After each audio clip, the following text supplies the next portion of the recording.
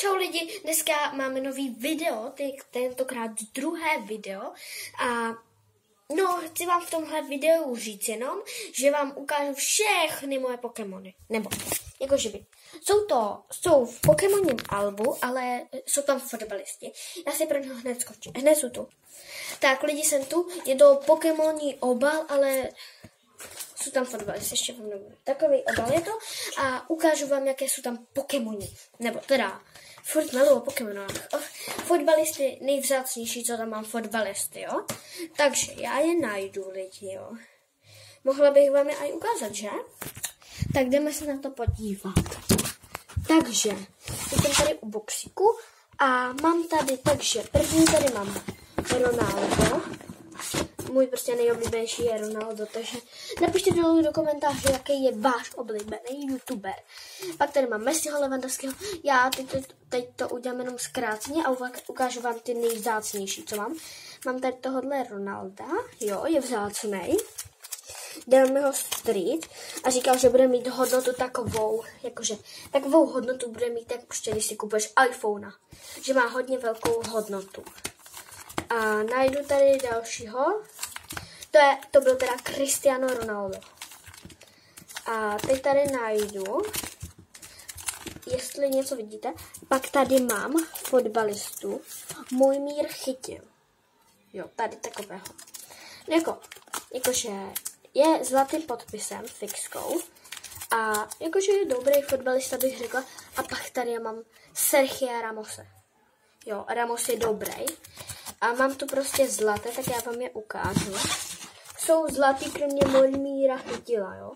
Mám tady Mbappého, Messiho, Sergio Ramose, Ronalda, Haalanda, Neymara, Lewandowského a tohle je Mojmír Chytila. No a jinak tady už mám samé slabé fotbalisty.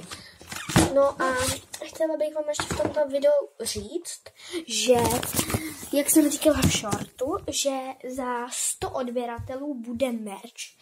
Ale jak jsem říkala, že tričko, gatě a tričko Mikina Kraťase, tak to nevím, jestli vyjde Mikina, asi by vyšla jenom tričko a víte co, Kraťase by vyšlo na léto, by se hodilo a za 200 by dala Mikina a tepláky. A za 300 by se dalo třeba, já nevím co už, třeba za 300 by se dalo kšiltovky a baťohy. No prostě je to těžké to vymýšlet, takže fakt dávejte odběry, prosím. A kdybyste nevěděli kam, tak tady máte odkaz. Nebo jako když sledujete mě, tak tam máte rozhodně odkaz, ne? No a chtěla bych vám teda říct, že jestli, že jestli máte rádi radši Ronalda nebo Messiho, napište dolů do komentáře, já si to přečtu pak. No a chtěla bych říct ještě, co jsem to chtěla, že v příštím videu budeme dělat pranky, jo? Takže je to sice krátký to video, ale prostě nedá se co dělat, prostě jo. Mám tady a příště si zahráme 1, 2, 3, 4. 1, 2, 3 s bráchou mým. Vidíte na profilovce, že tam mám bráchu.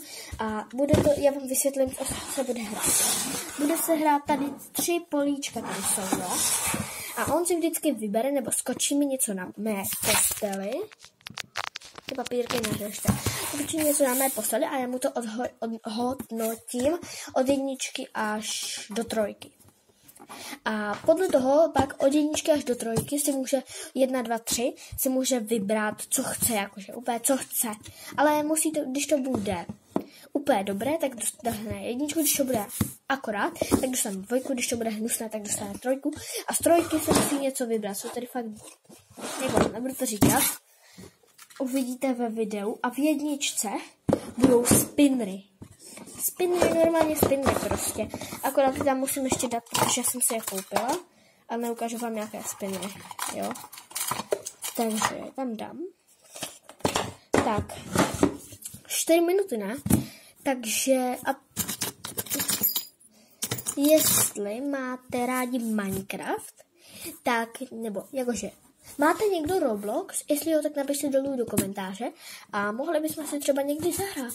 Někdy natočím podvodníky, jakože jak prostě natočím podvodníky, jakože třeba vyhledám si Dodo A jestli tam najedou nějací podvodníci, tak s tím asi zahrajou pak Roblox.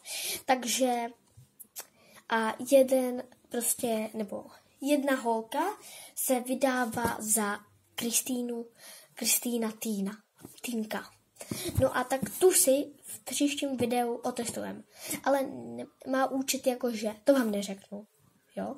A uvidíte to v dalším videu, takže já se s vámi loučím a uvidíme se u dalšího videa. Tak zase čau!